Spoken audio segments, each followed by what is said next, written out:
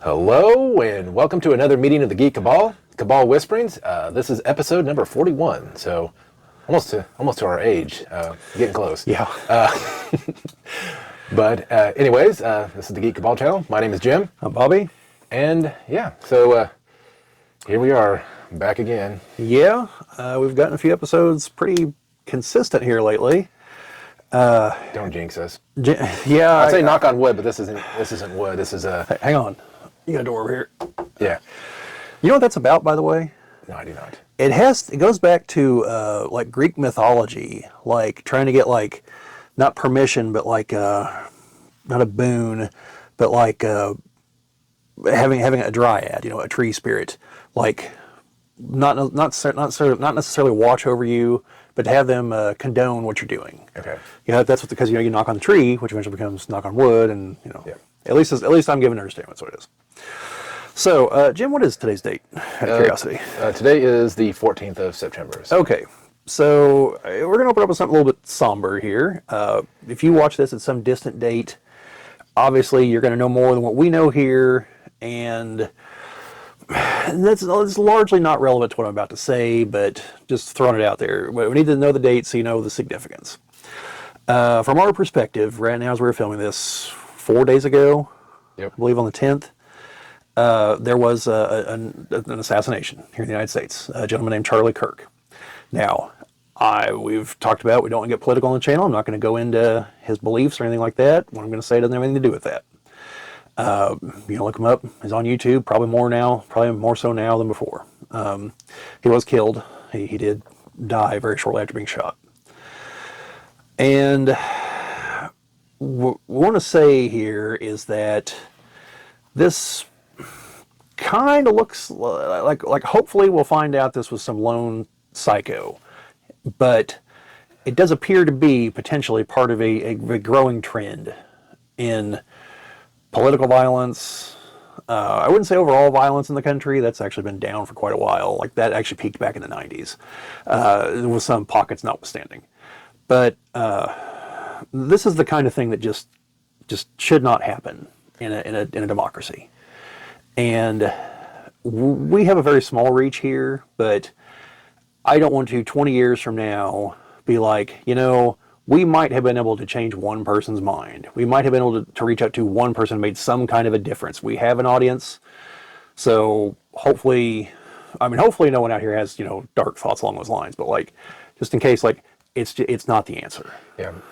The idea, and it's kind of one thing that I think Charlie Kirk did believe in, is that dialogue is always the first thing. If people have disagreements, the very first thing you do is you talk about it, you voice your opinions, and you have a debate, and you understand each person's side, so that at some point in the near future we can come to a agreement, we can come to a consensus of the right things to do and the way things should be. So, but the idea is that silencing somebody, regardless of whatever their political beliefs are, and sometimes they may have some radical ideas, but that's the great thing about our country is you have the right to voice your opinion regardless of what it is, and at any point, or not at any point, should we ever think that the right answer is to silence those people. So. Right. And I'm going to be honest, can't believe I'm going to say this here. Bernie Sanders, of all people, seemed to have the right tone, the right outlook on this, and I'm going to try to link to his video. So it's like just like 3 or 4 minutes, just like it's the kind of voice that is needed. Just trying to explain that, like, he spells out, because he's a political opposite from Kirk, that like he didn't agree with what the man said, but he had the right to say it. He was, went out there and people shouldn't be shot for those things. Now, and again, I'm not getting into anything specific that Kirk believed in or promoted or Sanders there, just noting that they were political opposites. So his video probably says better than we ever could, what we're trying to drive at here is that it's, the last couple years here are starting to look kind of ugly, and he mentioned several of these things in his video. And it's not just politicians, because like Kirk wasn't a politician. He was in politics because he's promoting, he's I would say a Republican. He's right-leaning. I think he's Republican, conservative. And so obviously he was promoting politics, and maybe at some future date he might have decided to actually enter the political arena had he not been killed. but he was not himself a politician. But that doesn't make this that doesn't stop this from being political. But it's not just that. You know, we have the CEO that was it Luigi Mangione appears to have killed, and you know, like just like this, like there were a lot of people cheering that on, and you know, I don't want to say I'm unsympathetic to their point of view because I get it. You know, you think this entity, in that case is a health insurance company, has done you wrong or does other people wrong. And you might even actually have a solid complaint there. You know, I mean, God knows I'm no fan of half those companies. But like, killing the CEO doesn't accomplish anything. Nope. Like, number one, I mean, literally, he's just going to be replaced. I mean, you literally accomplish nothing. But number two, like, you're setting the stage for the clapback. And like, people don't understand that like the pendulum when it comes to culture and politics is a very real thing. And the more and more you push in one direction, the harder it's going to swing back. You know, like that's why just things like this just cannot be permitted, because it gives permission to other people to do things in retaliation. Okay. And that just starts the cycle of violence that no one is going to escape. And so, yeah, no, like, that's not the way. Like, it doesn't matter what you think of Kirk as an individual. Like, remove him as an individual from the equation. If you're the opposite political persuasion, assume, you know, just picture if it would have been someone you believed in and you trusted and you followed. How would you react, you know? And the current blame game by the media is sickening, in my opinion. Every single little news bit is, oh, he's on your side. Oh, no, he was on your side. Like, guys, it was 4 days ago. Like, wait for the facts to come out. Acknowledge that this was overwhelmingly because this person was probably crazy. And then maybe begin to look at, well, maybe this thing leaned him this direction, you know? But remember, the bulk of it is because he was crazy. Like, sane people don't do these things. Well, sane people don't inscribe their bullet casings with, you know, sayings of any sort. Yeah. I mean, that kind of harkens back to what I think in like, I think it was like World War II or whatever, where they would put things on the bombs that they were dropping. Oh, yeah, yeah. I mean, they're talking about delivering a message, and yeah, well, kinetic message. So, but anyway, that's the point. Is like, if it is at all within your power to do so, dial things back. Like, politics is important, but it just consumes everyone's lives, and it doesn't have to. Like, this is purely a fault of the 24-hour news cycle, by the way. But that's a whole other thing. But just dial it back. You know, like, don't stop talking to family members because you got different political ideologies. Don't lose friendships over it. You know, like, there's a reason people used to not talk about politics or religion. Like, those were the two things that people just didn't talk about. Yeah. Unless you knew for sure you were dealing with someone, you know, like at your church, you would talk about religion because you know you believe in the same thing. You know, if you were a Republican at the Republican meeting or something, or a Democrat at the Democrat meeting. Otherwise, you kept that to yourself. It was between you and your voting booth. That's why it's all private. Like, it's a mess. And people's obsession, just nonstop with it, is what's driving all this. And just dial it back. Like, life's too short to deal with that bullshit.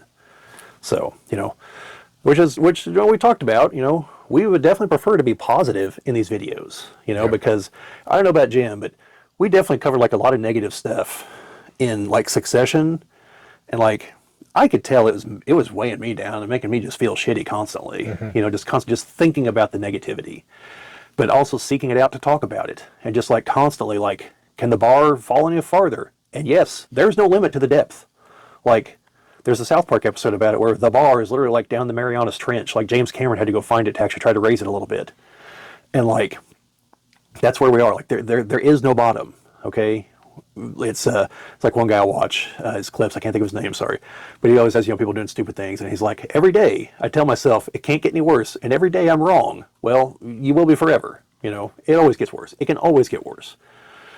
So while I'm sure we're going to talk about negative things, like how Disney fucks everything up, you know, that's a perpetual topic. But like, we're going to try to stop indulging in it. You know, we'll still mention it, but like, we're trying to tone it back, you know. And so, you know, don't let these things weigh you down, you know. And definitely, violence is definitely not the answer. So.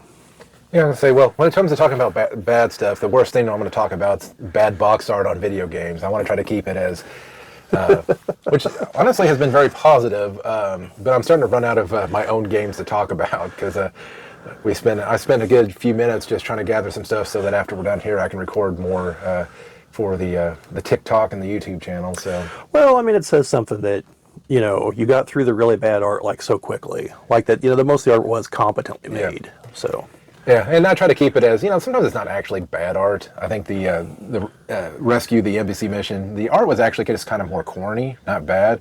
So that whole series is always going to be constantly evolving. Sometimes it's going to be just like, this is kind of corny, or this is kind of, not so much that it was bad. So I kind of like the fact that I call it What Were They Thinking box art, because it's more of, not that it's bad, but just maybe a little off at times. But, yeah. I'm going to continue that series. I finally did get to do some testing for recording some video game footage, so hopefully in the near future we'll actually be able to do some gameplay footage. Me and Bobbie got to figure out, how exactly we're going to splice all that stuff together. We're going to, just record footage, or we're going to record us playing the games, that kind of stuff. Yeah. So, by the way, just in case it isn't clear, we are into the channel update segment. We are past the somber, we have to acknowledge the times moment here. And we are onto the let's try to look at the good side of things. Well, and so I know. I was just trying to naturally progress. Although our first topic is going to kind of double back into that, but it's going to be very brief. But anyway, as far as the update goes, got a couple of the BattleTech videos up. I finally did the September product update. Been converting some of the BattleTech bits segments that I already made into the TikTok-friendly versions, and Jim's been putting those up over there. I'm going to get back to recording those because it's been several months since I recorded any of those. I've just been trying to find things that I can squeeze into about 10 minutes, but also like that I know what the hell I'm talking about. Because unfortunately, BattleTech is like an infinite black hole as far as the lore. Like, I haven't read like that one random German story from like 1993 that was only printed in one magazine that was only available at like the Berlin train station in East Berlin or something. Like, actually 93 I guess would have been unified Berlin, but you know what I'm saying. Like, and then they'll have like that one bit of lore that'll just like torpedo whatever I'm going to say. And there will be that one commentator who will tell me all about it too, which is great, but like makes me feel like a fool. So it's me trying to be thorough that is what's holding that up. So, but those are coming. Just put out the Jaws video, still need to make the Twisted Metal video, the Death Race 2000 video, and I just watched The Long Walk yesterday. So there'll be a video about that. Might get Levi in on that one because he went to go watch it because I mistakenly thought it was a PG-13 movie. It was definitely not. But that's all right. It wasn't anything you haven't seen if you haven't seen The Walking Dead, I guess. But not the zombie part, the shooting part. Lots of headshots. Although some other parts I'm going to mention in the video itself because I don't want to mention them here because it's kind of graphic. Yeah, I'll let your imagination run wild here. The whole plot is like these people are forced to walk, and if they slow down below a certain speed, which is like 3 miles an hour, they get a warning, and on their third warning, after that, they get shot. And everyone keeps walking until there's only one person left. Like, they don't stop to sleep. Or, anything else. And it elaborates on that a couple times. I'll let you figure that one out. But, yeah, that part's pretty graphic, too. I was really surprised they showed it, but shouldn't have been. Stephen King movie. He kind of made some headlines here too. I'm not going to go into that, but yeah. So we got those coming up. I still have an unboxing for the Leviathan stuff. I need to read the rule book for that because that's got like a lot of the backstory in it apparently. And then I got a couple more books over the weekend, including the latest BattleTech book. But when I go back to the BattleTech books, I'm probably going to start back at like literally book number 1 because old Charbroil Beefcake handed those off to me. Chad, I'm still trying to make things work out time-wise. It's been a hell of a problem. He, as of right now, has not received his Leviathan stuff. I'm really hoping that somehow the one day that I magically make this all work to record with him, he actually has it. I don't have any hope of that, but, any realistic hope. I have a fool's hope. Kind of like with Gandalf singing the ring to Mordor, but, that actually worked. Well, it's like I've seen a thing. It's like, what happens if Gimli was able to smash the ring right there on the I saw that. Well, why not? Let's try, and it works. They're like, oh, okay. No, Gimli's keen. And yeah. No, I like that one. And they and my sax. Like, what? And he's like, the saxophone. And Gandalf's just like, oh, Jesus. But yeah, that's most of the updates for the moment, and trying to think of some things I can come up with, shorter form stuff for TikTok and for the shorts and stuff. Yep. But thankfully, the shorts have now enabled up to 3 minutes, so some of our real short segments I can cram into those. So I don't know what the limit on TikTok is. I can't load anything more than 10 minutes. Yeah, so Bobbie doesn't want to. I don't blame him. I'm like, I got the app because my fiance is like always sending me stuff on there, so I'm like, fine, I'll get it. But Bobbie doesn't quite want it, so we were actually able to find a tool that allows him to upload to TikTok. Yeah. But it limits it to 10 minutes. So Well, there's a meme picture I saw one time. There's an expression. There's two wolves inside of you. Well, there's two wolves inside of your cell phone. The American intelligence agencies and the Chinese intelligence agencies.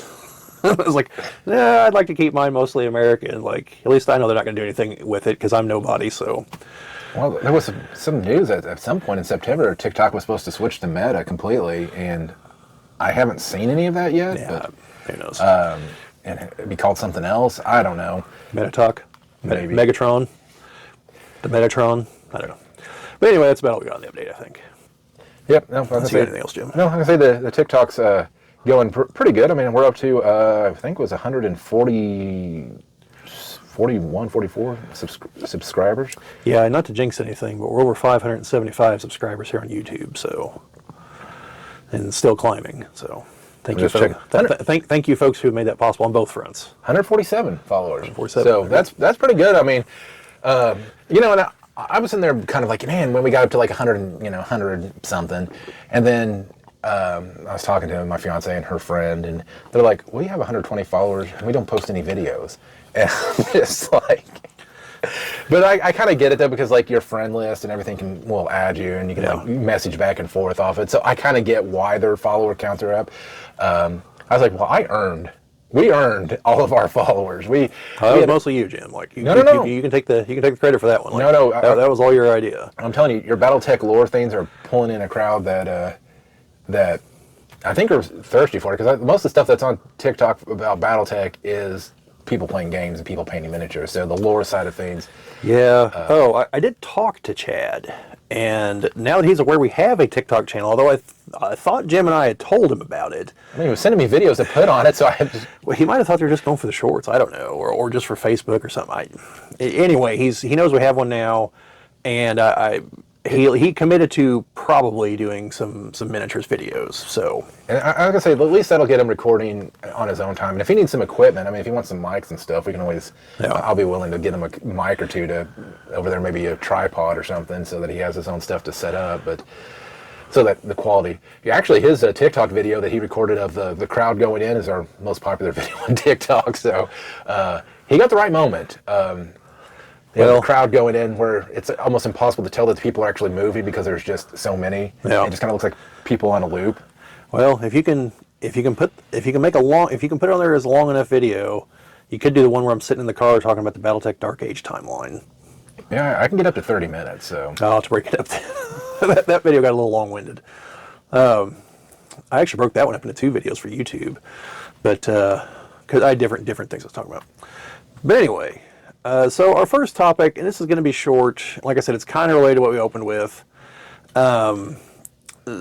There have been a number of people who celebrated what I talked about at the very beginning. And I'm not going to go into my thoughts on that. That's, you can think whatever you want on that. Like, on the one hand, I get the whole, like, hey, free speech, foundation of the country. That's what the gentleman believed in. On the other hand, I've heard for the last 10 years, you got free speech. You don't have freedom from consequences. yeah, freedom of speech, not freedom of consequences. So now that, like, the chickens kind of come home to roost on the other side, like, I kind of don't feel too bad for some of those people. But at the same time, I don't, generally speaking, I'm not a fan of cancel culture in general. Like, because this is exactly what was always going to happen. But, Again, what I said in the beginning, the pendulum will always swing the other way. Like where I work, they monitor our social media, and if we are doing anything that shows our company in a negative light in any sort of way, it can be grounds of termination. It's like you have to sign stuff now for like your social media stuff. So Jim, without going into it, like I had to where I work, and like that's crazy. Like I'm not going to put a dent in the company I work for, but anyway, the point is, I despise cancel culture. And I would much rather it disappear than just become a tool that both sides use. I despise the extremes on both sides. I despise a lot of this stuff, you know.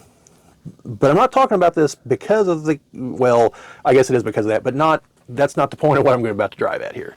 So there was an individual, I believe no longer employed by DC Comics, who already had some kind of sketchy things on their social media that everyone was kind of like, why'd you hire this person in the first place? If I recall correctly, and if I didn't, someone please tell me, because, I don't want to slander this person. I believe they had some comments that were like favorable to 9/11, if I recall correctly, as in like the event was warranted kind of comments. So again, while I don't like cancel culture, I'd never hire anyone that ever said that. Like, I don't care what you say it, but like, you're not going to work for me, like, ever, because I don't want you representing anything I'm even remotely associated with.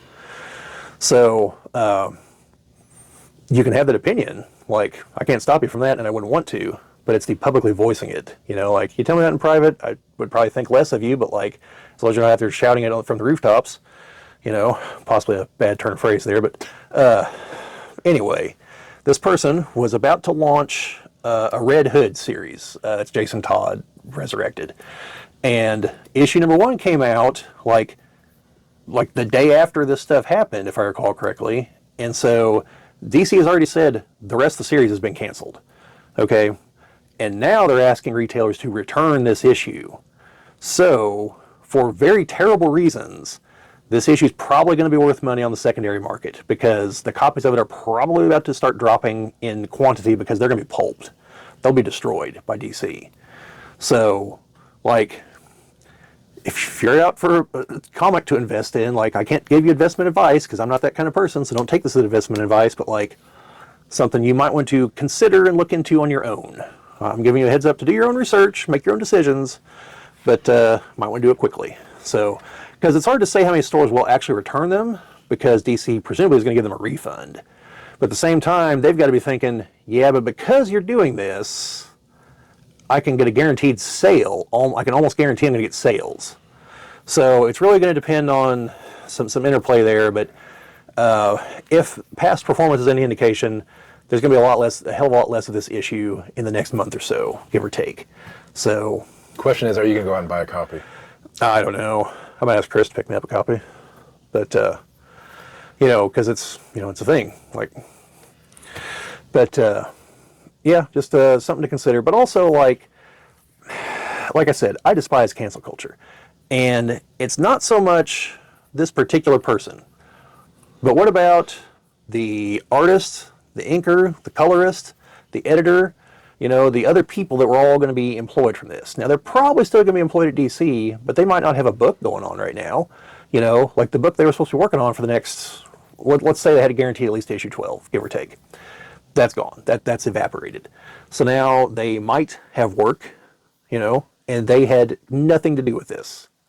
Even if they hold those same opinions, they're at least smart enough not to voice them publicly. And so now their job is also imperiled potentially. It seems like they could have reworked that in some way. Like, if they've only had an issue out, well, why not just rent another writer to...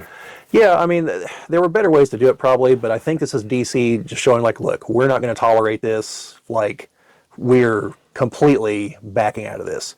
Now, what they could easily do is get another writer and just retcon issue 1 out of existence and just launch a new series. Now it'll take time to get it off the ground because they have to do a story Bible and everything else, but at least then these other people wouldn't necessarily be potentially also out of work. So it does make you wonder what kind of story they had planned. Yeah, I mean, being controversial doesn't always mean your work isn't going to be good. I mean, it could be extreme.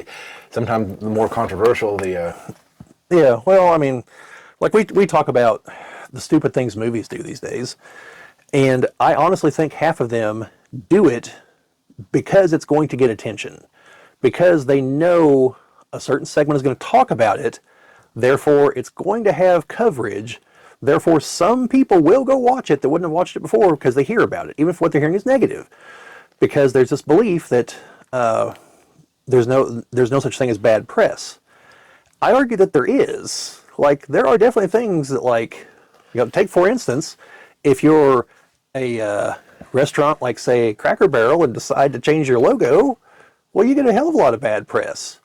Now, maybe though, like we said, maybe that's part of some gambit, not the X-Men character, to engineer a crisis, not a crisis, but controversy, then you never actually really intended on going through with it to up sales, because people are going to be like, well, they changed back. Like, yeah, I did like that place. Let's go back. Because follow up to our story on that, the sign's coming back. The Cracker and the Barrel are both going to be back. Yeah, that's the joke everyone had. Sorry. But also they've halted changing the interiors of more of the restaurants. I don't know if they're going to go back, but they've halted further change. So, apparently public pressure won. Again, unless it was all just some long con to, get us here, like what Coke did theoretically. I don't actually buy that. I think Coke really did try to change. Plus, I think it was really the secret to changing over to corn syrup from sugar is why they really did it. Hey, I'm just glad they're going to be changing back to sugar, supposedly. Yeah. And I've seen people complaining about that. And people are like, corn syrup's not good for you. Like, it's not natural. No. And like yes, consuming lots of sugar isn't good for you either. But if you had to choose between the two, the sugar should be slightly better for you than the corn syrup. And for those that live elsewhere, other than the United States, it's surprising that what they allow to be put into our foods, because it is. Yeah. There's stuff that has been banned in most countries that are still being put into foods in this country. Now, I don't know any off the top of my head, but I've seen the list. Like some of the red dyes, like pretty well everywhere else accepts those cause diseases and cancers, and just the other artificial dyes. Like I think the yellow dye is actually some kind of like coal runoff or something is how they originally made it. One of them. It's just like it's disgusting what some of these things actually are. And sure, the Fruit Loops aren't going to be, the color's not going to pop. Kids are still going to eat them. They're loaded with sugar. Like, if you're really want to attack it, that's the real problem. But at least there's real sugar. I like how we go from Red Hood to Cracker Barrel to artificial dyes and sweeteners. That's the kind of reporting you get here on the Geek Cabal channel. Yeah. And maybe that's what people come here for, just our ramblings and our constant meandering. Let us know down in the comments if you do. But yeah, so that's all I want to say. Like, there's a potential opportunity here for very terrible reasons with Red Hood #1. So, yeah, so that's pretty much it on that topic. So the next topic on our agenda is, has to do with what I've got here on the table. I just didn't bring out the Virtual Boy because it looked pretty, because it, really doesn't. I enjoy it. It's a good thing it doesn't look pretty. I don't know. I like it. I like the fact that they were trying to, go with what we have now, like with Oculus and stuff, but it never strapped to your face. It sat on a stand. But Nintendo had some very strange ideas as of recent, and honestly, I'm down for it. But they're bringing back the Virtual Boy, not in the way that you think. They're not re-releasing the console per se, but what they're doing is they're making a Switch and Switch 2 attachment for the Virtual Boy. So what it is the Virtual Boy would open up and you would be able to drop in your Switch or Switch 2 and be able to play, I think they said a library of 14 games for the Virtual Boy. So if you never got to experience a migraine, with the original equipment, you can now experience it maybe with the new equipment. Though the reason these I think also gave you a migraine was the mirror. There was a mirror that would flip back and forth between eyes, so it would create a flicker effect. So I don't think it was so much the red LEDs that hurt your eyes. It was that flash. Because when I was recording the original footage on it, like I had to get my shutter speed just right to get it to record properly because it flickers. Yeah. But if the way that it looks like that the Switch is going to work is very similar to some of those virtual reality things where you drop your phone in there and then your phone would do the two screens. So it's probably less likely it's going to give you headaches. It's still going to be just a red screen, but it'll give some people an opportunity to play games that they probably never had a chance to play. Like, I'm assuming that the one Wario Land game is going to be on there. Telero Boxer I know is going to be on there, which is one of the few that actually have it in the box. So it's almost as inspiring me to go out and buy a Switch. I might just buy the attachment without a Switch for now, just so I have it. Well, so will the one unit work for the Switch and the Switch 2, Yes. or are they making one for each? No, it said for the Switch and Switch 2. Okay. So I was very surprised, which also makes me wonder how much Nintendo still supporting the original Switch versus the Switch 2. I actually saw something about that the other day. It was an article trying to argue that backward compatibility is killing the Switch 2. And I don't know. It sounded like one of those, please Nintendo, give me free stuff kind of articles. But Are they saying that it isn't backwards compatible, which is the no, problem? the Switch 2 is backwards compatible. All the Switch games work on the Switch 2, like the cartridges plug into it and everything. And I don't know how that works as far as your virtual library, but I think there is some way to. I don't know if you can just straight up move it over, if you got to pay like a $5 fee for each game or something like that. I have a Switch 1 on a 2, so I couldn't tell you. But all I know is like the store is still fully functional on the Switch. They haven't stopped, they haven't started clearancing out Switch games or anything. Still making accessories and all that. So, but I'm trying to remember exactly what the article was trying. The argument had to do with some developers. It had to do with like the kits Nintendo was sending, like they weren't sending them the ones for the Switch 2 or something, or they were trying to tell them to make it to the Switch 1 standards.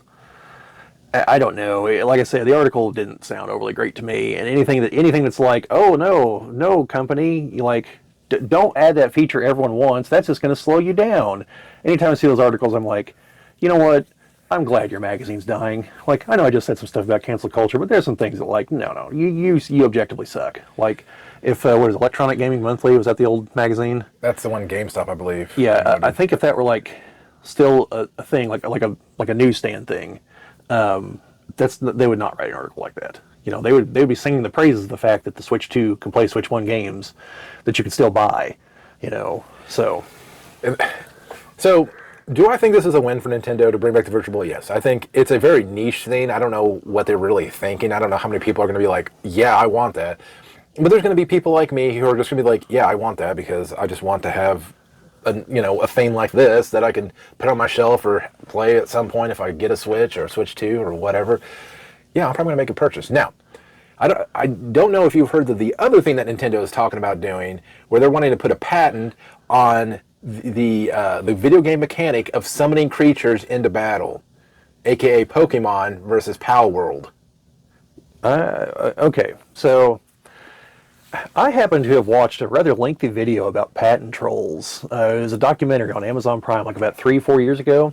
By the way, I think I've said this before, but just in case I haven't, Amazon Prime has a wealth of documentaries just on all kinds of things. Like I saw one about an abandoned shopping, well, not abandoned, it's still like 5 stores, but like a dying shopping mall, one about a drive-in theater, one about China's like Belt and Road Initiative. I mean, like there's just all kinds of things on there, and it's all fantastic. One is about like the last video store in New York City. That was pretty interesting. But I watched one on patent trolls.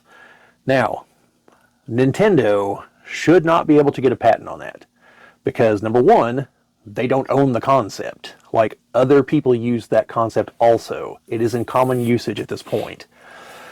And I don't think Nintendo originated the concept. And if they did, it was back in the 90s, like with Pokemon. Yeah. Like, we're well outside the window because even if they had a patent then, it would be expired now because patents only last so long. And I think it's like, I don't even know if it's 20 years. But it's not very long. It's nothing like copyright and trademark. But the other thing is, the patent office is wildly overwhelmed because of patent trolls, and so they're granting patents on things they should not. Like, someone has a patent for a swing that uses, like, a log as the seat. Like something that has existed probably for like a few centuries. They clearly did not originate, and they were granted this patent. And like the person was talking, like this is not patently absurd. Like this is the kind of thing that once it goes to court, they'll smash the patent.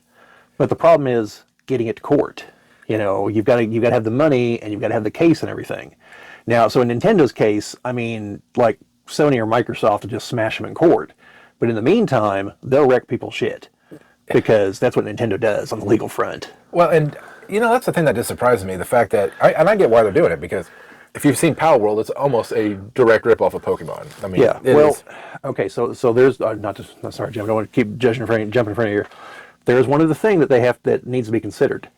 Game mechanics are not supposed to be patentable. Magic the Gathering was granted one of the only patents ever for gaming. And that was for the, I think, tapping for Magic the Gathering. And that has since expired. And it should have never been granted to begin with because you cannot get a patent on game mechanics. Like, they've said flat out that you can't do it. I don't know how Wizards of the Coast pulled it off. I think they slipped through the cracks, and no one was able to fight them in court over it. So just on that alone, again, and I'm not a lawyer, not a patent clerk, or anything like this. I'm basing this on everything I've heard throughout the years. So just based on that, they should not be able to patent it because it's a game mechanic. Well, it's not a physical thing. It's a game mechanic. Well, it's an idea. And they said the problem is that they're going to end up restricting stuff because one of the first ones I ever heard was, I think it was a Namco. I could be wrong on this, but one of them had patented having a mini game during a loading screen, and that only one, it's like one company patent that, and then it's like, well, nobody else gets to do that now. And it's like, so for all those people that have to sit there and watch these stupidest tutorials about how to, play a game, it's like press A to jump, as you are already like, what, I was in the middle of a boss battle, I already feel dumb enough as is. Now you're going to start sending me these tutorials that, during the wait time for me to get back into the game. They could have had a mini game in there, something that, but no. Yeah, well, I think that's the problem is that I think, and it makes me always wonder because like you had Pokemon and all that, but like Digimon and there's so many other things that came off of that Pokemon craze. I mean, like Bakugan I think was one, or all the Gons and Ons and not the Beyblade. I've seen some footage from concerts where people are playing Beyblade there in the mosh pit. Yeah. But I think, I get it. I get being a little bit annoyed because like, these people are playing, they're finding stuff like what we had that was successful and then bringing, doing their own twist on it or whatever. But at the same time, Pokemon has nothing to worry about. And I bet it wouldn't be very long that, they would say, oh, well, this game is doing these things. Why didn't we do that with Pokemon, at some point? And then they do the same thing. Like, I think it brings creativity, brings new ideas to the table, brings ways that you can take your own franchises in a new direction kind of thing. Unless you're Duke Nukem Forever, who kept seeing new and improved ways of doing things, and they just kept trying to implement everything they could into a game and then put the thing into, development hell for it. Because they just kept trying to put new crap in there. Yeah. But no, like to your point, like suppose Nintendo had somehow been able to get a patent on your character jumping over a pit or something. Like, that would just be like that would just destroy so many other potential games. Like, no, this is a sign of desperation. That would be like saying it's a sign of a company that knows they're running out of ideas, and so they've got to circle the wagons on what they've got because they know someone's going to build the better mousetrap. That'd be like suing a game that's about sewers because only Mario can be in the sewer. Yeah, because he's a plumber. Yeah, but then you wouldn't have the turtles. Yes, exactly. Exactly. So. But yeah, like think if you apply that to anything else. Like think if you apply that to Hollywood. Like, we would not have had both Armageddon and Deep Impact in the same year. We wouldn't have had the Bruce Willis, Aerosmith, Kick-Ass, Hoorah, America A #1 asteroid movie and the Thinking Man's asteroid movie in the same year. Because one of the two would have been like, no, it's our asteroid movie. Screw you. Like, you can't do that too. We'll see you in court. Then we wouldn't have had both. Yeah, well. I happen to like both, by the way, for different reasons. Well, yeah, Armageddon, you have to kind of go into it with that nothing and that's remotely possible. Apparently, I really should watch the DVD commentary sometime or listen to it because I think Ben Affleck sits there trashing the movie the entire time, from what I understand. He's like, this is so stupid. Like, why wouldn't they just train the astronauts how to work all this stuff? Well, not only that, but that's one of the, and I get that, you have a short time for the movie, but like, even with our fastest spacecraft, they act like you can get around the moon in just a couple of hours, and it's like, no. Yeah, Jim, I'm not gonna lie. I didn't realize it until you showed me that picture the one time explaining that literally you could take the other planets in the solar system and cram them all between the Earth and the moon. I had no idea that it was that far. Keeps getting farther too because the moon's just slowly on its way out. That's all right. It's like a centimeter or something every so often. Yeah, Jupiter's just trying to take our moon. Yeah. So yeah. That's a topic for another time. Just all the stuff like the way that all the planets like pull on each stuff and how Jupiter, well, nothing compared to the sun, has yet enough pull to affect every single other planet in the in the solar system in a way. Well, stealing moons and I've heard in I mentioned before the the Fermi paradox. The whole like, if there's other life, why haven't we heard from it by now? because if they were at our technological level, or even just a little bit beyond ours, their radio signals should have theoretically reached us by now as well, and ours should have reached them if they're even remotely close to us, which we're talking galactic scale, but still. And one of the possible answers is that, like, there just might not be another solar system where life could develop. We just might have the ultimate unique system, and part of that was the fact that Jupiter just swallows almost everything that comes within its orbit. So hardly anything makes it into the inner system to even be a threat to Earth. And then it's got to contend with hitting into the moon instead of the Earth. Like, we have just several layers of protection that just might not exist in other solar systems. So, you know. Well, and well, I can say I don't know how we get from the Virtual Boy to that, but always. I think it's actually kind of a good transition to our last. Yeah, we're going to space for the next topic here. So the final topic of the night, final frontier. Yes, the final frontier topic is a continuation of our what if. Our previous what if actually had blown up on TikTok. 3,700 views, like 40 plus comments. A lot of interactions, a lot of people questioning things. Before we get into our topic, some of the stuff that people had talked about. One was data being a huge a contingency, because they're like, well, data would just be able to manhandle, Khan easily. But I was like, well, the problem that most people I think brought up was, one, they assumed Worf would be able to, I said Worf may be able to manhandle one person. You get a crew of them. I still contend that Khan is stronger. Yeah. Because I know Klingons are supposed to be stronger than humans, but they're not supposed to be like Vulcan level stronger. Because like Riker could handle it. Riker's fought Klingons barehanded and won. Yeah. So they can't be exponentially stronger. And Khan is significantly stronger. So, although a Vulcan should still be stronger than Khan. Yeah, the other one is that Picard, being such a historian, this was a good one, is that he would have already known something about the Botany Bay, that it would have been like some historical thing that he would have come across. Interesting idea. I don't know if that would be true or not, because I don't know if that would have been like lore that would have been hidden. Yeah, but it's far enough in the future that maybe this stuff was released, and you know what? It may have been a completely different story, because they might have been like, hey, we know what this is. We know probably not to touch it. Yeah, I mean, that is a possibility. I didn't consider, Picard being the historian might immediately recognize the whole setup. God, I wish I could remember what he said, but Chad said something too, because I was kind of talking about that with him, and he said something, and I was like, I don't think it'd be a big deal, but, that's worth mentioning maybe, and God, I can't think of what it was. Well, and if it comes to me, I'll blurt it out, but...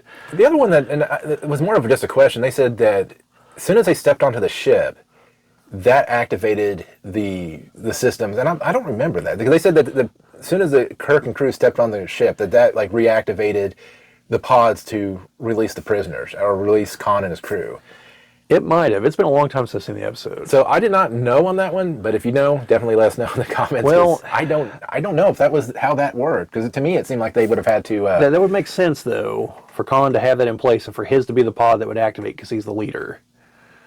So that would make sense. God, what did Chad say? It was kind of important. Because he mentioned like Spock not dying, and I said we covered that. Oh, it had to do with they wouldn't have the bird of prey for Star Trek IV. They'd still be in the Enterprise. Yeah. And that would change things, because it means they couldn't come down to Earth with the ship. No.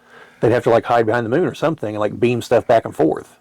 It also makes you wonder, though, would they have even had to come into the atmosphere with, because maybe they weren't really for sure the limitations of the bird of prey, so they wanted... Yeah, it's possible. It's hard to say, but the Klingons do come into play with our next what if scenario, and that is, what if the plot in Star Trek VI actually had succeeded, where the assassination had taken place, where they assassinated the Is the president of the Federation, I believe, yeah. Yeah. And what would that have actually meant? And so, episode 6, this is, movie 6, for the original Star Trek crew, involved the, right after the moon Praxis was exploded. So right after Praxis exploded, and the Klingons realized they had to evacuate their homeworld, and, what is the name of their homeworld, by the way? Kronos. And they had to evacuate Kronos, and there was no way, like their only hope was to stop the war with the Federation, so they'd have the resources, and possibly even sue for peace to have the Federation help them. And so Chancellor Gorkon is going to be escorted to Federation space to begin hammering out the treaty, and they send the Enterprise because it's the flagship. And Kirk is very much, screw him, let him die, because as far as he's concerned, they killed his son. I mean, a Klingon did kill his son, but he definitely has a hatred for all Klingons because of it. And that's part of the movie, is the whole idea of confronting the fact that, that's not really fair. That is racism, speciesism, whatever you'd call it at that point. Because he killed the Klingon that was responsible, Kluge. And didn't kill the other guy he promised to kill, though. Had was cracking jokes with him. It was like 10 minutes after his son died. Yeah. But I always felt a little off. But so he has to come to terms with that, realize that, he can't blame all the Klingons for what one Klingon did, and that, he should give peace a chance. And it's a fitting end to the story arc that begins in the original series as far as the war with the Klingons and everything. So there are members of the Klingons who don't want the war to end. There's members of the Federation who don't want the war to end, including Sisko's dad. It's the same actor. Yeah. It's a totally different character, presumably. But and Odo, he's Colonel West, the guy disguised as the Klingon. That's Rene Azerbaijan. I don't know what's his last name. The guy that plays Odo in Deep Space Nine. And well, that'd make Worf and Sisko's interaction a lot different. yeah. And then the Romulans are also involved, but they don't quite say how the Romulans are involved. Now, my personal theory is the Romulans just want the Klingons to go on the death rattle against the Federation, because in my opinion, if the war were to continue, the Federation's going to win, because the Klingons are going to be fighting without their primary dilithium source, and they're going to be looking to, as a species, go out in one massive blaze of glory, the ultimate end that the universe will remember forever, kind of stuff. Like that. That's the way Klingons think. And I'm sure that's exactly what General Chang is thinking. So, well, and my thought, because the Romulans, I think, would play a huge role in that conflict. Because I think the Romulans want to egg it on, so the Klingons are destroyed. So that's one threat gone, and the Federation is severely depleted fighting the Klingons, which then leaves all that empty space the Klingons used to occupy, and the Federation won't be able to stop the Romulans from going into it. Well, I think, to me personally, I think the Romulans would either aid or side with the Klingons to force force their hand, to force the war, and then at the weakest point of both, like you said, swoop in, take their territory, just expand their reach, and pretty much let the Klingons just get wiped out. Because I think that's what the Klingons would do, because they look at it as, well, we're going down, we'll be damned if we're not going to go down fighting. And that's like, guys like General Chang, like that's why he had that camaraderie with Kirk. It's as a rival, but it's a camaraderie. Like, he knows, like, that Kirk is the same, that Kirk is this is worth dying for. This is the battle of our time kind of stuff. He knows that Kirk is the Federation warrior. And so, like, to face him on the battlefield, that's the highest glory kind of stuff. That Chang, Klingons live for that crap. And so, that's what he's looking at it as. That's why he thinks that Kirk is that, if you've ever seen the movie Patton, you ever seen it by any chance, about General Patton, World War II, George C. Scott? Look at a picture of George C. Scott and General Patton sometime. I saw a picture of George C. Scott, and I thought it was a picture of General Patton. Like, the guy looks almost exactly like him. But at the end of the movie, they have reached Berlin. This is World War II. They've reached Berlin, and it's Patton is there, and the Russian general is there.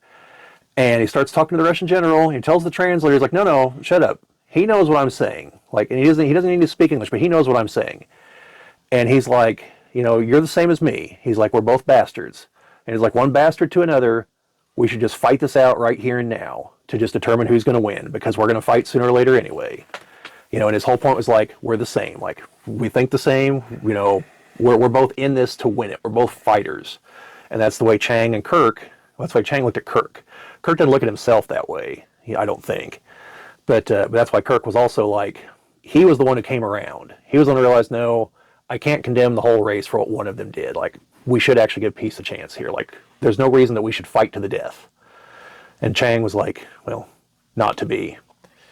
Or was Kirk's greatest lesson the fact that one species keeps its genitals in its kneecaps? Well, that is an important lesson. And I've always wondered, was Mardia supposed to be a changeling, or just some other kind of shapeshifter? I have no idea. You know, I did like that whole literal like the warden was like, well, you're about to die, so I'll tell you the plan anyway. Then he'd beam out. Like, God damn it, Spock. Well, do you want me to send you back? No. It's like, just, you could have had better timing.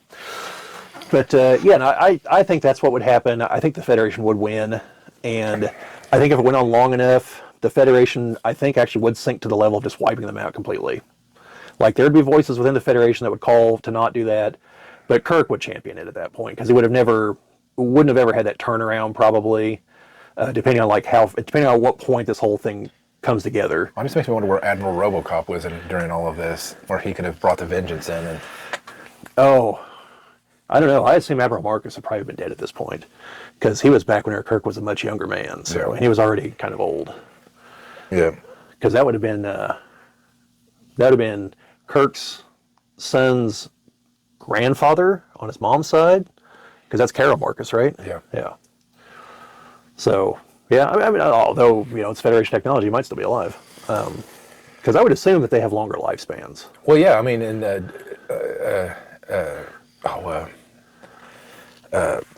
McCoy there was... yeah, he was well over 100. Yes, when he was talking to Data on the Enterprise. Yeah.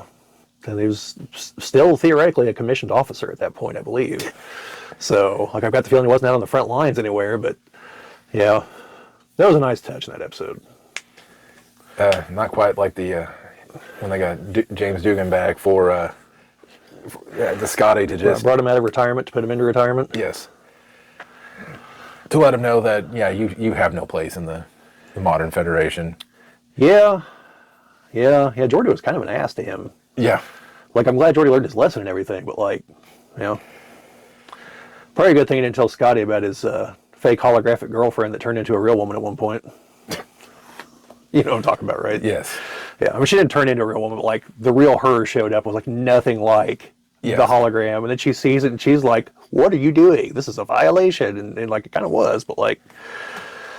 But, yeah, to the question at hand, though. So, like, that would obviously affect the next generation, Mm-hmm. Like, I don't think Worf would have been on the Enterprise, or he might have. Like, what's left of the Klingons, if they didn't get completely wiped out, would have been absorbed by the Federation. It would have been the whole, like, look, it's surrender or death, like, and some of the Klingons would have been smart enough to take surrender. The non-warrior caste, which we know does exist. So, because we see hints of it here and there. Like, there's the one scientist in the one episode, the lady scientist. And then back in Enterprise, like, there's the one lawyer who's talking about how, like, we used to be a people of culture, of music and poetry, and now the warriors run everything. Like, there's more to the Klingons than what we see. There's more to all of them than what we see, Because it's like Brian texts me, and he's watching through Deep Space Nine right now. We're kind of talking about the Cardassians. And I was trying to explain, like, because he's in the beginning of the show. I was trying to explain, like, where they are right now is, they literally are space fascists where they are right now. But it's because they used to have music and culture, and then, like, their whole society just collapsed, their civilization. And it was only through the military that anything was saved. And now the military and the intelligence agencies control everything, so yeah, it's a fascist government like that. But, like, you already see the seeds of the people are like, but does it have to be? So, and Gul Dukat is an awesome villain. Like, for about half the show, he thinks he's the good guy. I think at a certain point, he just embraces the fact he's not. Well, I mean, Garrick's the tailor who embraces the fact that he's not a good guy. That old Tinker Tailor Soldier Spy there. Yeah, Garrick's awesome. No, I do like those episodes, though, that revert back to, like, where certain species do not follow the norms. Like, I think one was where they actually had a Ferengi scientist. It was the same one with the Klingon scientist. Yeah, because it was the gathering of the scientists that tried to work on the, not a metaphasic shield, so they could go into within the star's corona. And, there was the Ferengi scientist, and he even talked about, like, my people are money-grubbing people. Like, I'm not doing this for money. And, you had the Klingon scientist who was like, oh, the warriors, they use our inventions, but they treat us like crap, and... There was also the one where they were trying to uncover the message, where they were finding the trace lineage. Yeah, that was a good episode. And where it was the Romulans, of all people, that, like, were like, yeah, we can see it. There at the end, because the Klingons and the Cardassians were just like, because the Cardassians were like, related to a Klingon, right? The Klingons are like, related to you weaklings? I don't think so. And then the Romulan commander calls up Picard at the end, and he's like, He's like, we may have more alike than we think. And I think he even calls him cousin or something.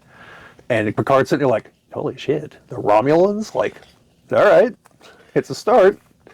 Well, I mean, to be honest, I think the Romulans and humans probably have more in common than people want to. Yeah, you look at the two things. You got Section 31, the Tal Shiar. I mean, yeah, like there's definitely like, yeah, because like, because we heard about like the Obsidian Order with the Cardassians. Did we ever hear about anything like that with the Klingons? I don't even know if they might not even have anything like that. They'd probably consider that too underhanded and not honorable or something. Probably. But yeah, no, I think the humans and the Romulans, like, if they could really, like, the problem is they're too duplicitous to trust each other, but if they would see past that and realize, you know, like, we actually do have a lot in common here as peoples, like, we've honed our skills against ourselves. That's why we're so dangerous. Well, yeah, I mean, if you look at Enterprise, the Enterprise show, and, like, the way the Vulcans treated us in the beginning, I mean, they pretty much treated us like children. I mean, don't get me wrong, I get that we were, like, new to the galaxy, but they would purposely withhold stuff from us. Yeah. Trying to hold humans back. I was going to say, remember, is it Sarek in Enterprise? I think so. Yeah, I think it's him that tells not Archer, but the Admiral, who ends up saving his life whenever the bomb goes off. It gets between him and the bomb and saves his life. He tells him, he's like, some of us are concerned. He's like, you went from global nuclear devastation to where you are now in less than a century. And he's like, it took us like 5,000 years to do that. Like, we're worried about you, about what you could become, because you could overtake us in a heartbeat. And so, yeah, we're going to treat you with kid gloves, because we don't want to accidentally give you the one thing that's going to let you just catapult right past us. You mean to create the Terran Empire? Yeah. But no, I do like how, I think he told Archer at one point, like, no, I've always been an advocate for you people and a fan of you people and everything. And Archer's like, well, you've done a hell of a job hiding it. He's like, thank you. And Archer's just like, Jesus, man, that wasn't a compliment. I'm trying to remember if in that show, did they actually see the Romulans? I know they fought the Romulans. They never saw them because they had to preserve the fact that that they don't see them until the original series. Yeah. Because whenever they do see them in the original series, like, they kind of look at Spock like, hey, anything you want to tell us here, friend? Like, those are your people.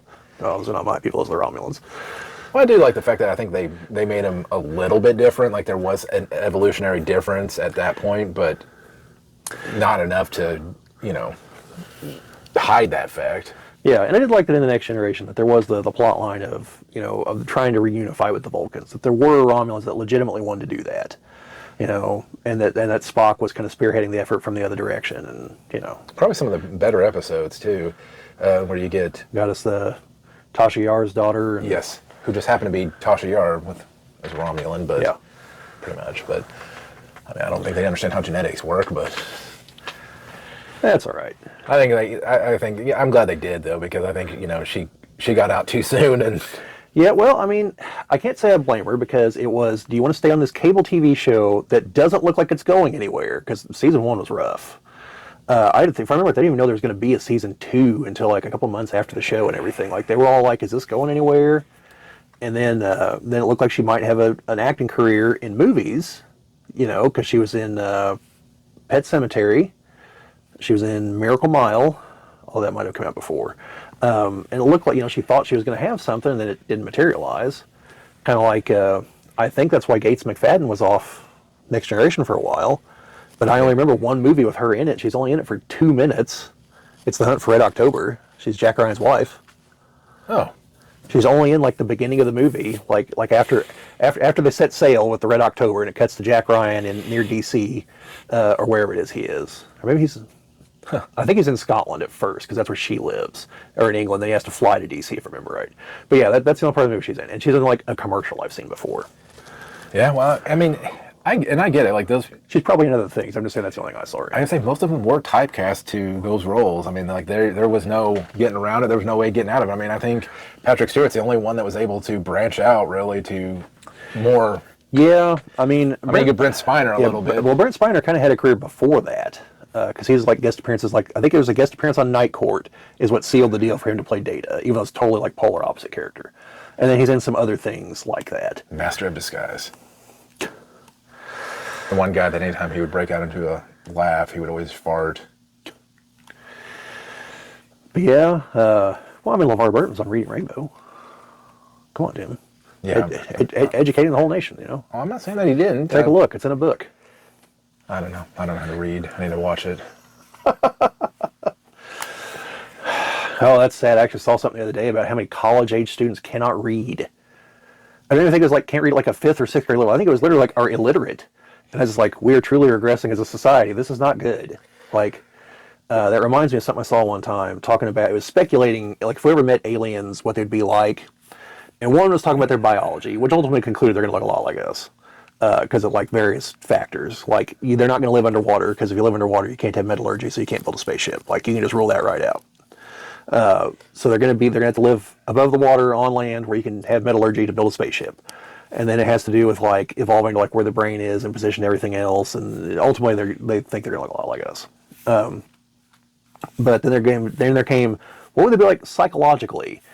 And there was one of the people that made the case that they could actually be dumber than us on an individual level because they will have evolved to use their version of the internet to find the answers to problems. That will be their intelligence, is how to use that system without the need to remember everything themselves.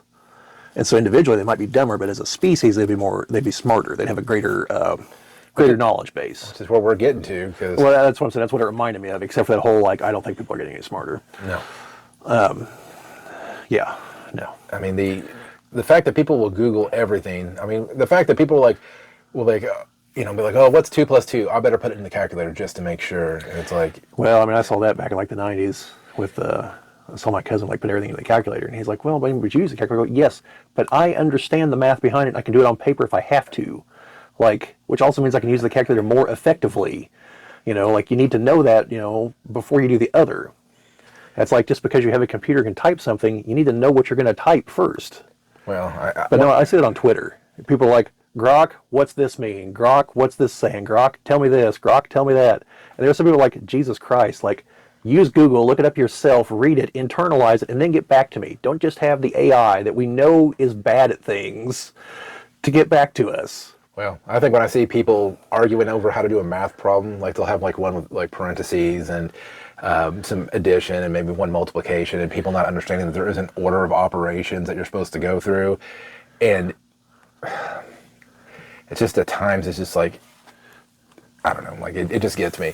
Like just seeing the amount of wrong answers. Though I do admit that, you know, if depending on which method you use, there are ways sometimes that the answer can be different if you use a, you know, different, like, what is it, PEDMIS as well. Oh, I don't remember. It's parentheses, exponents, division, multiplication, addition, and subtraction. Yeah. But no, like, well, I've seen, to your point, I've seen people try to argue that 2 + 2 can equal 5.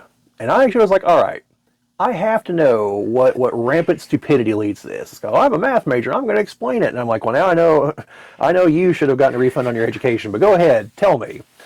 And it's like, well, you see, if you had 2.4 + 2.4, and I'm like, no, I said 2 + 2. 2.4 is not 2. 2.4, if you round down, is 2. But you didn't say about rounding. You didn't say any of this bullshit.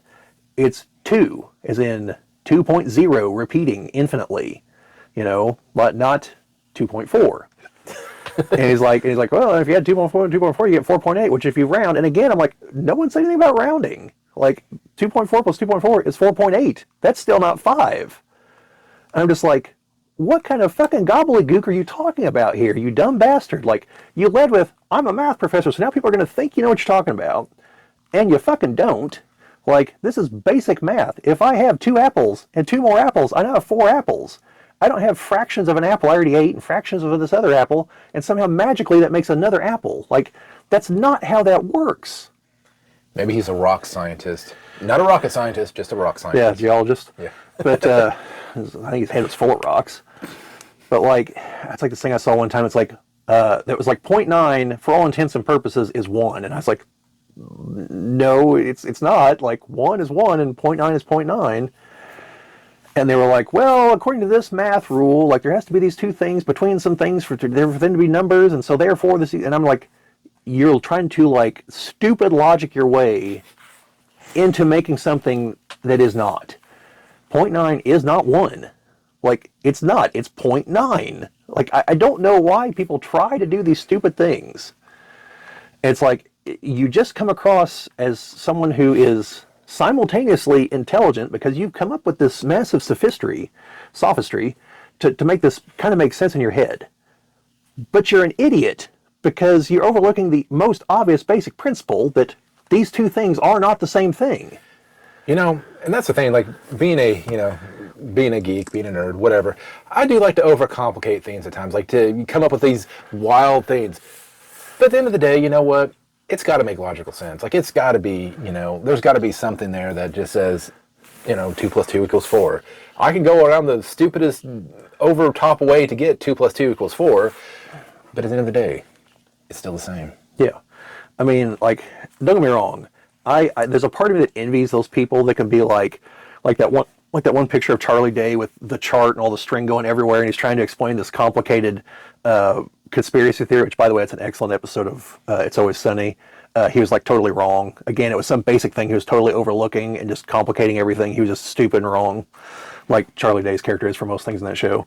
But like people that have that imagination to do that, like I just don't think I've got that in me. Like I saw the other day, this person's like, yeah, it's like I think it's their mom or something. Like, always trying to talk me into like stupid conspiracy theories. Like the other day, she was trying to tell me that theaters don't have cup holders anymore, and I was just like, where do you even come up with that? Like, just the what? How do you get that in your mind? Like theaters don't have cup holders anymore. That's one so easily falsifiable. Like I was at a theater yesterday, it had cup holders, but also just like, where do you come up with that? It's like, I don't remember what Dr. Evil said when he was talking about his dad, like stupid things he would say, but that's like the kind of thing it was, like talking about how like invented the color blue or something. I don't remember exactly what his example was, but it's something like that, just something just so batshit crazy, that'd be me telling someone like, yeah, there's no speedometers on cars anymore. And they just look at me like, what in the fuck are you talking about? There he is. It's right here. No, that's not. That's the Habsburgs trying to win one over on you and trying to reclaim their European royalty seats. I think the true reasoning behind all this is people just want to have controversy. They just want something to get people talking.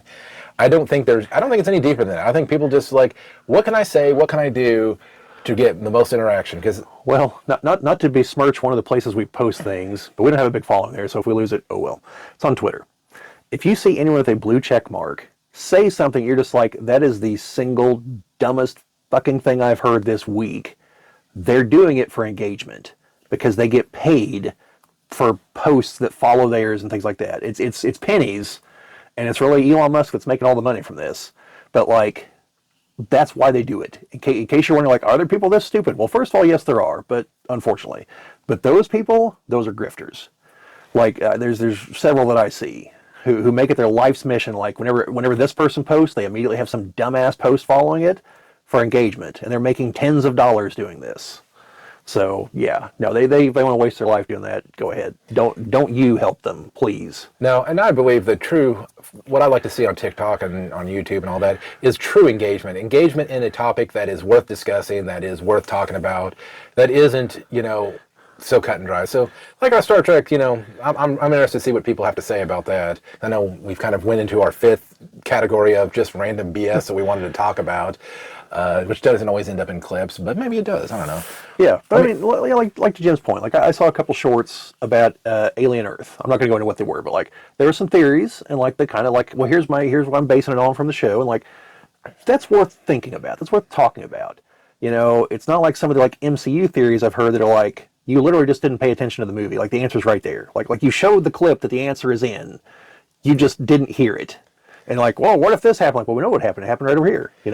Like those, that's just clickbait trash. But like when people actually put some thought into it, like, well, what does this, what's the symbology behind this? What does this really mean? This could be this, those are interesting. I liked our theory. I wish we had the channel back when, after episode 7 came out, because who is Snoke theories, our who is Snoke theories, and some of the ones that I've seen online were great. Like the one I thought was awesome was the one youngling, the first one that was like, Master Skywalker, what are we going to do? That he was just, didn't die, was just, I like to believe Anakin let him live because he acknowledged he was a master. That would have been all right. But See, I think our discussions about the what if or who was Snoke were some of the greatest discussions we had. If we would have recorded those, I mean, and then we got The Last Jedi, and it's just like, and then we got The Rise of Skywalker, which is just, like I said, the only redeeming thing for Rise of Skywalker was actually seeing the Emperor let loose. Yeah. I mean, that wasn't worth it for the whole trilogy, but like for the 2 hours and change I was in the theater, like that was all right. But anyways, if you'd like to hear our theories of who Snoke should have been, let us know, because I'd like to get into those, because I think Snoke was probably one of the biggest waste of characters that they ever had. There's absolutely no way that JJ had those intentions. And if he did, then what the hell? I razz on him as a filmmaker, but like that was too dumb for him, or someone trying to be too smart. Like, I've seen Rian Johnson's other movies. Like he was trying to be smarter than he is. Like, he can set up a good twist. Like, Knives Out has some good twists. You should watch that. It's actually a good movie with him. The sequel is okay, but the first one's good. Especially since you get Daniel Craig as a Southern detective. Like, the accent's great. And a couple of his other movies aren't bad either. But like, it was just a twist for just the sake of a twist that led nowhere. Mm-hmm. And that's just no good. That's trying to be too smart. Like my favorite, if you want to understand what I mean by this, my favorite example, and I'm going to try to be as brief as possible, is the second Ocean's 11 movie with the newer ones with like Brad Pitt, and I say newer, they came out like over a decade ago, but not the one from the 60s with Sammy Davis Jr. is what I'm talking about. I'm talking in the Rat Pack. I'm talking the newer ones. The second one, which this is going to be a major spoiler. If you haven't seen it, you had 10 years to watch it. I'm sorry, you had your chance. I'm going to actually save you a lot of time and heartache. It's a dumb movie. There are two things that happen in that movie that are just, they were trying to be too smart, because the first movie was good. It was an intelligent heist plan. It had the moving parts. It had the comedy. The plan made sense when you got to see it. It made sense when you weren't privy to what was happening. It all worked. Like, logically in your mind, you could see how it would all fit together while still being complicated. So, come to the sequel. The first dumb thing is when they're like, well, we need a distraction. And like, well, why don't we send Tess, who's played by Julia Roberts, in, but we're going to have her pretend to be Julia Roberts, because she happens to look like Julia Roberts, because she's played by Julia Roberts. I was like, are you fucking kidding me? Let me guess, you happen to look like Matt Damon, and you happen to look like Brad Pitt. Like, what in the ever-loving fuck? Like, that was the dumbest fucking thing I've seen. And then you get to the end of the movie. Like, oh yeah, the heist? Yeah, it happened before the fucking movie started. Like, this whole plan that you didn't even see. Like, all this has just been bullshit. And then you're like, oh yeah, no, like, they were really moving the egg with a guy in a backpack, and we took it back then, like, before we said all this other bullshit in motion. Yeah, no, there was no chance of any of this ever working. Like, this, or being stopped. Like, the plan had already happened. That's when you try to be too smart. That's when you're too far up your own ass, and you're like, oh, this is brilliant. You're like, no, it's fucking stupid. And that's what you get. So that's my Uber example. That's why number 3 went back to a Vegas casino heist that made sense. That one was decent. Well, and that makes me think of at least one movie, and you'll probably think, what the hell are you talking about, being smart? I'm gonna say one thing that did that in a smart way was Last Action Hero, where... Well, I just want to cut you off real quick here, Jim. I think Last Action Hero is a brilliant movie that is totally... people trash it without realizing what it is. It's a brilliant movie. Keep going. So... Because it makes you think, well, what would you do if you were pulled into a movie and you're there with a movie star? You're going to be like, well, yeah, I'm going to go take him to a rental store and show him that, he's in other movies. Yeah. And the way that they handle that... And diffuse it, yeah. The way that they handle that is brilliant. The fact that Sylvester Stallone was the Terminator. Yeah, and Arnold's like, this is some of his finest work. Because that's like what people were saying about Arnold in Terminator 2, Yeah. Yeah, no, I like the whole, like, hey, I'll prove this is a movie. Say this word. I'm not going to say that. That's vulgar. You can't. This is a PG-13 movie because it's fuck. Yeah. No, like that movie is great, but also like there's all that part, but there's also like, what if you were a movie character and you found out you were fake? Like, and you're living a life, but you don't realize it. Like when he breaks down towards the end, he's like, oh yeah, my life's awesome. Like, my ex-wife is so fucking dumb. She falls for a tape recording. My daughter would rather stay home and field strip her M16 than go actually meet a guy. Like, my son's dead. And like in my life, I'm apparently just, bounced around at the whims of people. Like, oh yeah, this is awesome. Like that moment was like, yeah, that would really fucking suck. Well, I just like when he's trying to explain to him, he's like, there's a cartoon character over there. He's back on duty. Yeah. Or when he sees the T-1000 walking out and Sharon Stone and yeah. Hell, you're with the black and white. It's Humphrey Bogart. Yeah, but like when they get in the real world, like he has the head-on collision, and he's like, "You could have killed yourself." He's like, 93 Nissan, standard driver side airbag, taxi cab, no airbag. Who's the idiot now? It's like, well, I was paying attention, I guess. This is Mozart. It's like, practice killed this guy. Yeah. No, that movie is seriously underrated. Like, people don't understand what it is. They don't grasp that it is a parody, that it's not supposed to be serious. Like, this is Arnold parodying all of his work up to that point. And like they just don't get it, But well, no, it's great. Well, hopefully they didn't try to get it by playing the NES game. Supposedly it's one of the worst games. Highly focuses on the Hamlet scene. Really? Yes. Wow. Of all the scenes, okay. So, man, yes, it's been a while since I thought about that. But yeah, when you were talking about that plot, it just made me think, well, that's when you do a movie right, where you play the fact that these are actors and characters. Yeah. I mean, it can be done, but like, when you're not doing it for parody, that'd be like, I don't know. Well, it makes sense in Nicolas Cage's movie where he's playing himself. Well, sure, but it'd be like if in the middle of like Con Air, he's like, I kind of look like Nicolas Cage. That's my terrible Southern accent, sorry, but not Cameron Poe.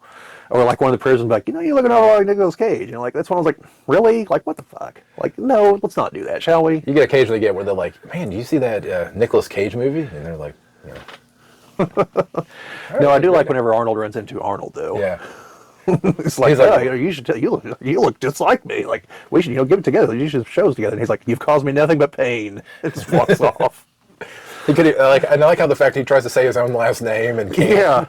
Yes, I'm the famous comedian Arnold Braunschweiger. Schwarzenegger, Gesundheit. Yeah, no, that movie's awesome. Like, anyway, if you don't get that, I don't know what to tell you. That movie's hilarious. Like, it's not quite on par with Airplane as far as parodies, but it's great. Well, I mean, it's parody, but it's more of a.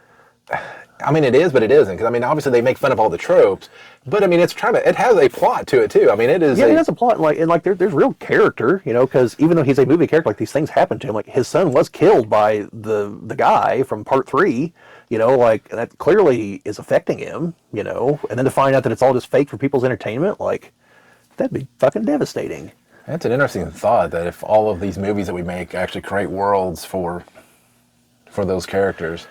Because there's a few out there that people would be like, what the hell is your problem? Yeah. If that was the case. And I saw a short the other day. It was connecting a bunch of horror movies. It was connecting The Evil Dead, Jaws, Nightmare on Elm Street.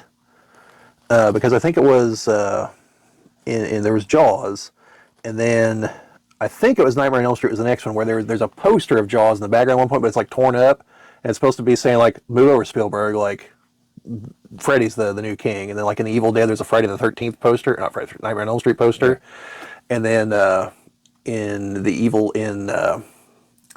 one of the later movies over there, there's like an ad or something on TV for The Evil Dead.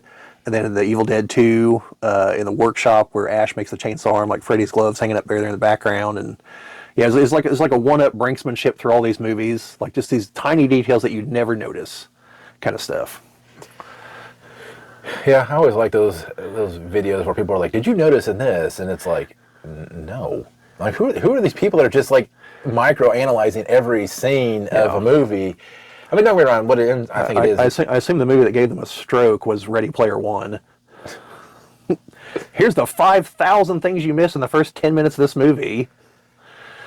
Oh, that movie is just complete nostalgia trip right there. Yeah, but it's a decent movie. There's supposed to be a sequel. Ready Player 2? Yes. Yeah. I have no clue. I've not heard anything about it, but there's supposed to be a sequel to it. I do like Mechagodzilla in that movie, though. Yeah, and it like as I was watching it the first time, I was like, they said the chant to activate and deactivate the shield. As they were saying, I was like, I've heard that before. What is that from? And it took me a while, but eventually I realized it's from Excalibur. It's the spell to summon the dragon that Merlin uses, and then Morgana uses. Well, I think the one thing that showed is that there's a bunch of franchises that they could really make some movies on that would look probably good, like Gundam. Even the Iron Giant looked pretty good in Yeah. Yeah, no, the Gundam was definitely a highlight for me. They did make a kind of 3D animated-esque kind of Gundam series. It's on Netflix. It has 6 episodes. Pretty good. It takes place during the 1 Year War and everything. It's pretty good. I watched it a few months ago. I don't think I ever did a video on it, though. Might have to come back to that.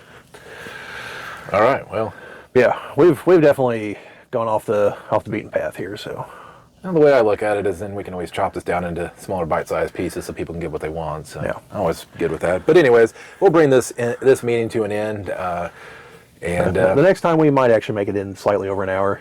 I thought we had it there, but then we just went off. That's the way I like to go. And the funny thing is, like, you think we just do this for videos. This was a long time coming because we would just do this for hours on end, just talking. We're like, why don't we just put a camera on in front of us when we go on these tangents? Yeah. Maybe somebody would like to listen. I don't know. But anyways, we'll bring this meeting to a close. And, yeah, I don't have any sort of outro on this one because I have no clue where we're at and what we ended on. And but last thing on our board is Star Trek, but we're way beyond that. We're Star Trek Beyond. Yeah. Beyond Darkness, maybe. Beyond Thunderdome. Yes. We don't need another hero. No, maybe not. But anyways, if you got... That's the Tina Turner song for the movie. Wasn't she also the... Yes, she was also the villain in the movie. The only primary villain to survive, by the way. The villains in the other 4 movies... Well, yeah, the villains in the other 4 movies all to get killed. She survived, though. I think the first Mad Max movie is just crazy the way that they filmed that. I mean, they, like... No permits, just tell anybody, just drive like in lunatics in the Australian outback. But anyways, that's for another day, another topic. But anyways, make sure you do the normal YouTube stuff, the like, comment, share, subscribe. If there's any other what if scenarios, it doesn't have to be Star Trek. Like I said, I want to circle back on that Snoke one because if we need to come back and act like episode 8 and 9 didn't exist and what Snoke could have been. Jim, I'm halfway there. I already act like they don't exist. Well. Yeah, 7 was all right. 7 was okay. I didn't have a problem with it. But anyways, if you have any other topics you'd like us to discuss, let us know down in the comments down below. And I don't have anything fancy to send us off on. So if you've got anything, well, that works too. Kind of right back to what we started with. Just, try to be nice to each other. Be kind. Yeah, be kind. All right. In the words of the Vulcans, live long and prosper. See you.